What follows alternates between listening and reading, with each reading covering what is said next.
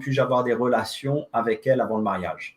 Eh bien, non, la Bible condamne ces relations hors mariage, malgré que maintenant c'est devenu presque normal, mais pas dans les églises. Si on appartient au Seigneur, on doit vivre comme des chrétiens et observer la parole du Seigneur et lui obéir.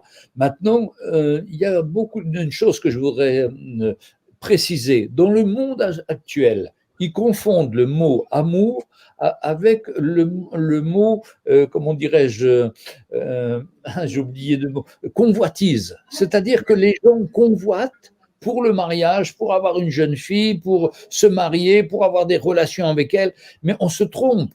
Le vrai amour, c'est l'amour du Seigneur, l'amour que le Seigneur a préparé une personne, pour notre mariage, pour qu'on se marie avec, pour qu'on la serve, pour qu'on soit une bénédiction pour elle, qu'on se donne à elle, et elle vis-à-vis de nous, et qu'on fasse quelque chose qui soit à la gloire du Seigneur. Et vous savez, quand on est marié dans le plan du Seigneur et que on attend le mariage pour avoir des relations sexuelles, eh bien le Seigneur bénit et on a une vie glorieuse, tandis qu'autrement les gens font des expériences à droite, à gauche, s'éloignent du Seigneur et se découragent. Non, c'est le mariage, c'est quelque chose de sérieux. Surtout pas de relations sexuelles avant le mariage. Soyons au contraire distants. Considérons notre fiancée comme une sœur. Respectons-la, honorons-la et nous manifestons la grâce du Seigneur. Exactement. Tellement important. Et c'est tellement une bénédiction finalement de vivre comme ça jusqu'au mariage et de vraiment respecter celle ou celui avec qui on sait qu'on fera notre vie et qu'on ressent que c'est vraiment le plan de Dieu.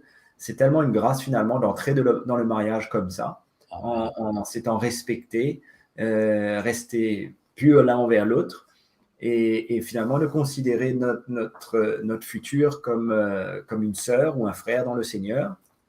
Et c'est en dehors de tout ce qu'on trouve finalement dans le monde, mais c'est définitivement comme ça que le Seigneur veut qu'on puisse aller jusqu'au mariage. Puisque ce n'est que là que la parole nous dit, ben, les deux deviendront une seule chair. Ils quitteront leur père et leur mère, ils deviendront une seule chair. Pas avant. Donc c'est clair.